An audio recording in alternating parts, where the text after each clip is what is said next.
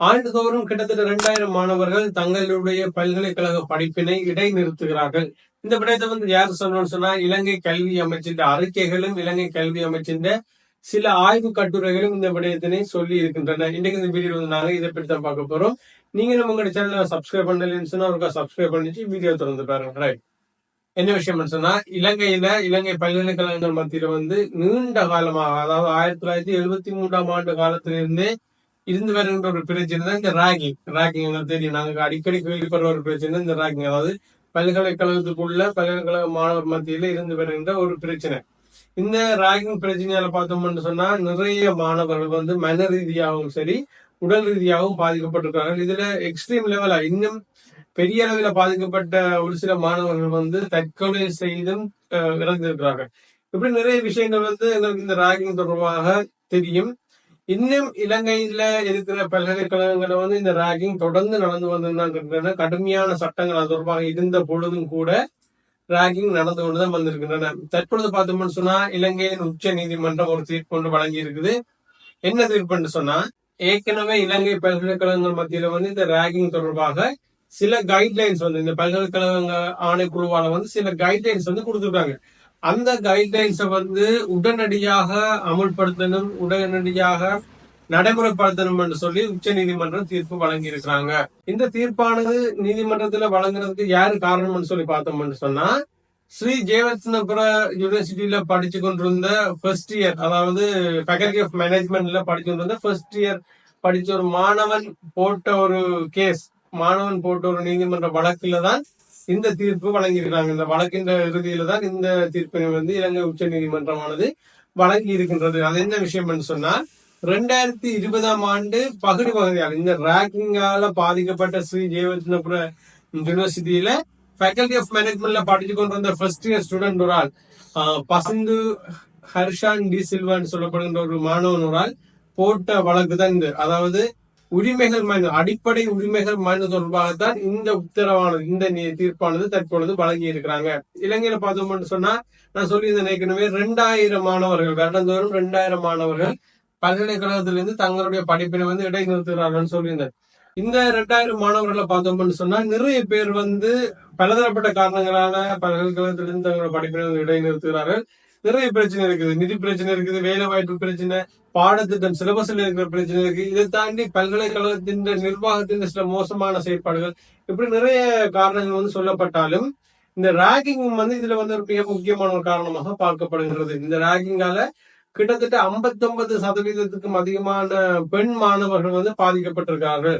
இந்த ராகிங்கால நிறைய மாணவர்கள் ஆண்கள் பெண்கள் உட்பட நிறைய மாணவர்கள் இலங்கையை எடுத்து பார்த்தோம்னு சொன்னா தற்கொலை செய்து இறந்திருக்கார்கள். அந்த அளவுக்கு இந்த ராகிங் அவங்கள கொண்டு போயிருக்குது. அந்த அளவுக்கு இந்த ராகிங் இலங்கையில பல்கலைக்கழகங்கள் மத்தியில கொடுமையாகவும் வன்முறையாகவும் நடைபெற்றிருக்கின்றது.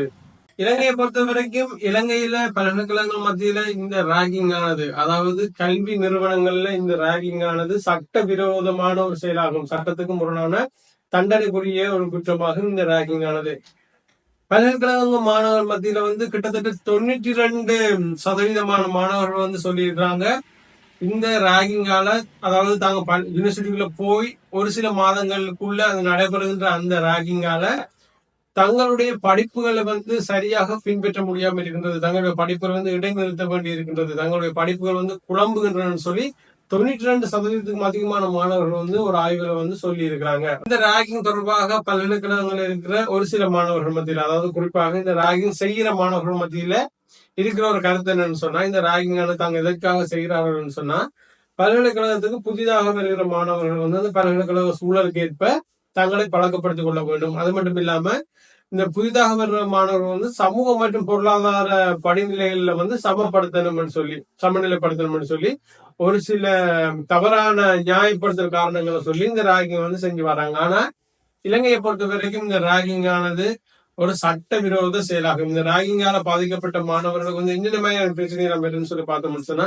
பதட்டம், மன அழுத்தம், மனச்சோர்வு, தூக்கமின்மை, படிப்புல ஆர்வம் குறையிறது. இதை தாண்டி பார்த்தோம்னு சொன்னா அவங்க சமூகத்தோட ஒட்டி வாழ்றதுக்கே பயப்படுவாங்க. அப்படியான நிலையிலுக்கெல்லாம் அந்த மாணவர்களை வந்து இந்த ராகிங் கொண்டு சென்றிருக்கின்றது.